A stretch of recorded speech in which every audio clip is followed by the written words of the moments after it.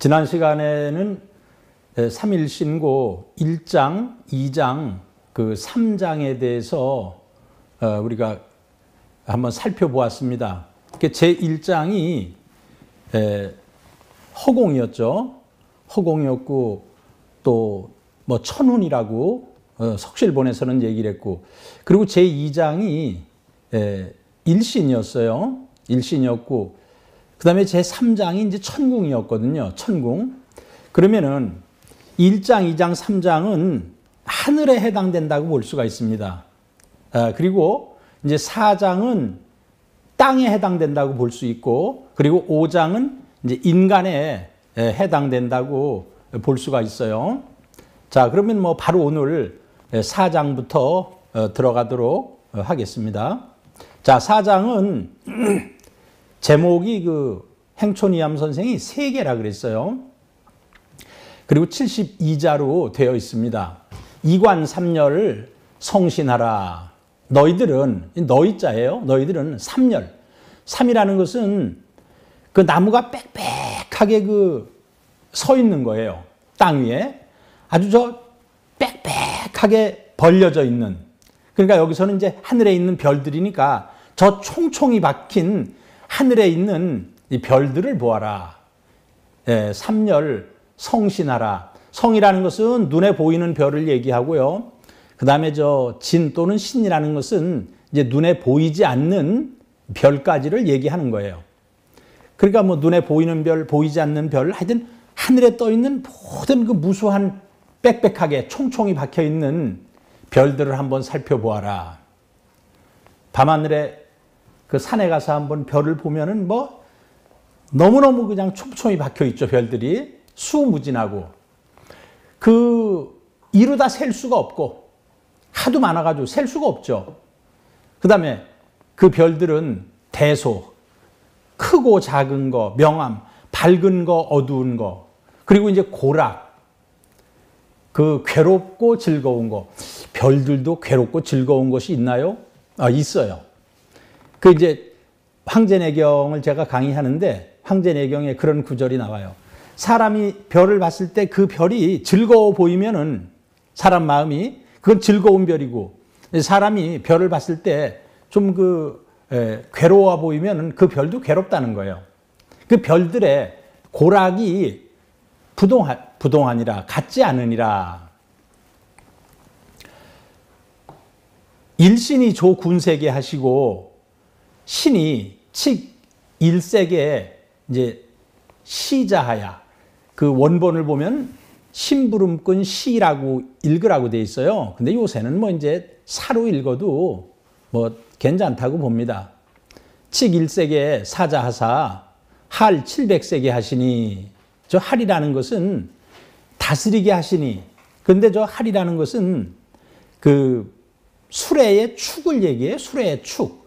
그래서 이제 수레의 축이 둥글둥글 돌아가잖아요. 700세계를 관할하게 하시니 이지자대나 너희 지구가 스스로 크다고 하나 이러한 세계다. 하나의 그 탄알 같은 세계다. 저는 이걸 보면서 옛날에 그 천문학이라는 것이 지금의 이 천문학과 비교해도 손색이 없다고 생각이 듭니다. 자, 일신께서 조군세계, 뭇 세계를 창조하시고, 뭇 세계를 창조하시고, 이제 이것은 앞에 있었던 삼열성신, 아주 총총하게 박혀 있는 별들을 얘기하는 거죠. 그러면 이제 이건 우주를 얘기하는 거예요. 우주를 창조하시고, 신이 칙 일세계 사자하사, 신께서 일세계는 태양계예요. 태양계를 주관하는 그 사자에게 조칙을 내려가지고 할 700세계, 700세계를 관할하게 하시니. 우리 그 천문학 박사님한테 제가 질문을 했어요. 태양계에 있는 어떤 그 혹성과 행성 이런 것이 그 700이라고 그 정합이 됩니까? 했더니 그건 뭐 수천 개가 넘기 때문에 저 700이라는 것은 뭐 큰 의미는 없습니다. 옛날에는 이제 그 숫자가 많은 걸 얘기할 때 7이다, 9다 이런 걸 쓰기 때문에 뭐 그런 개념으로 보면 될 것 같아요. 700세계를 관할하게 하셨다. 그러면 요거는 이제 우주에서 태양계로 좁혀지는 거예요. 태양계로. 근데 저는 저 할자를 쓰는 것이 의미가 있다고 봅니다. 할이라는 것이 차축인데 수레 이쪽 바퀴하고 저쪽 바퀴를 연결하는 굴대가 있잖아요. 그것이 이제 굴러가잖아요. 그러니까 그 700개의 뭐 위성이라든가 혹성이라든가 이런 것이 이 수레의 굴대가 굴러가듯이 순환을 하면서 태양의 주위를 순환하면서 존재하고 있다 하는 것을 나타내고 있는 것이라고 생각이 들어요. 그리고 이지자대나 너희들의 지구가 정말로 스스로 크다고 여기나, 지구에 살고 있는 사람은 뭐 지구라는 것이 엄청 크다고 여기잖아요. 일환 세계니라. 하나의 이 탄알과 같은 세계에 불과하니라. 서양 사람들이 그 지구가 둥글다는 것을 안 것이 얼마 안 됐거든요. 그런데 저 탄알이라는 것이 구슬 아닙니까? 구슬이 동그랗잖아요. 지구가 그렇게 생겼다는 것을 환웅천왕 때 알았다는 거예요. 굉장히 과학적이죠.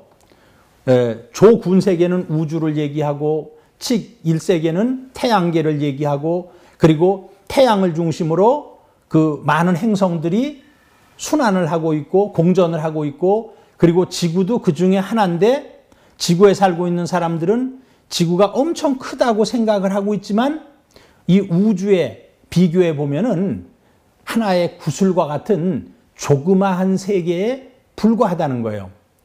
지금의 천문학과 비교했을 때도 전혀 손색이 없는 그러한 그 묘사라는 생각이 듭니다. 그러면 이제 지구에 대한 보충 설명이죠. 중화진탕하야. 이 지구 속에는 불이 들어있어요. 불이. 속불이 있어가지고 그것이 움직여요. 그리고 탕이라는 것은 그것이 솟구쳐 올라요. 땅 속에 불이 솟구쳐 올라가. 화산 폭발이겠죠. 해환육천하야. 바다가 변할 환자예요. 바다가 변해서 육지가 되고, 육지가 변해서 바다가 되는 거예요. 그래서 그 밑에 보면은 해철위륙. 바다가 솟아올라가지고 육지가 되고, 그 다음에 이제 육함, 육지가 꺼져가지고 바다가 되었다. 요게 이마상의 주입니다.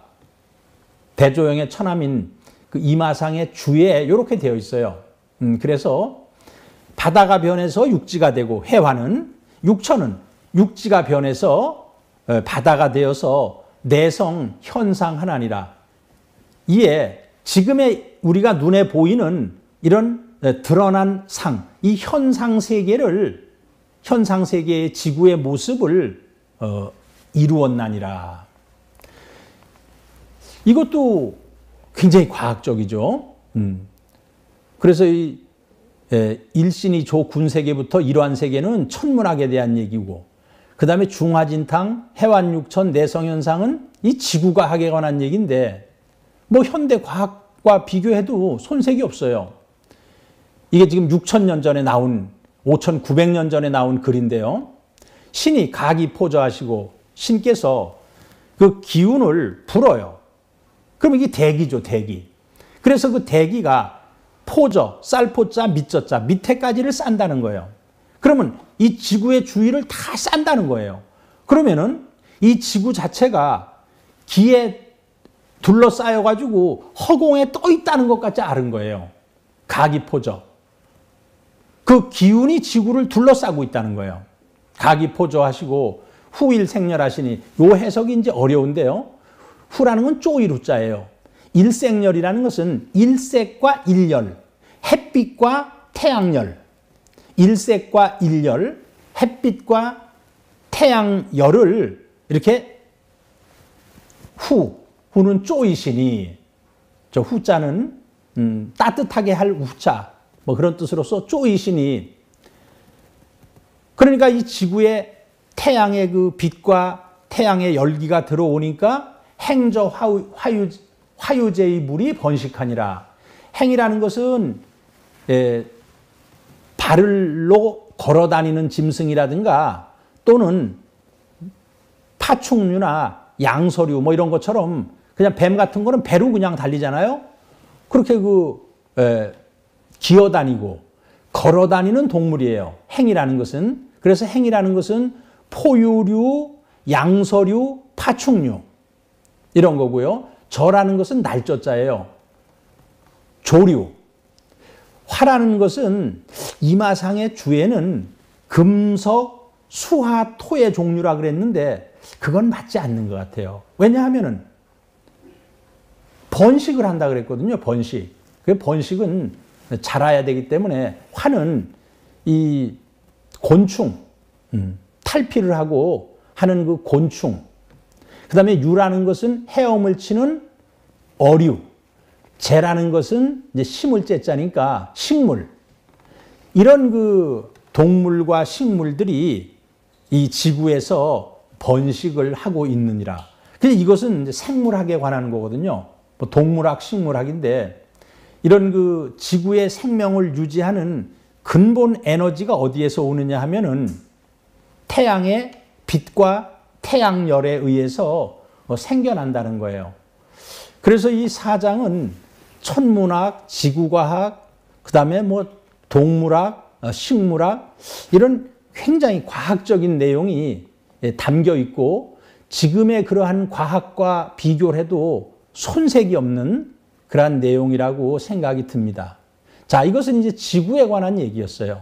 우리가 1장, 2장, 3장은 하늘에 관한 얘기였고 천지인으로 해서 그러면 제5장은 당연히 이제 인간에 대한 얘기가 되겠습니다.